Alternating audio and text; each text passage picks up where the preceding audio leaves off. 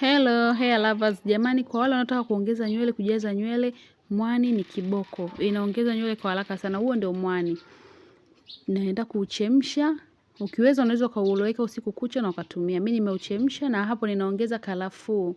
Karafuu ni nzuri sana kwa kuchochea na wenyewe nywele kuongezeka kuwa nyingi. Pia na tangawizi, nimeweka tangawizi hiyo kipande.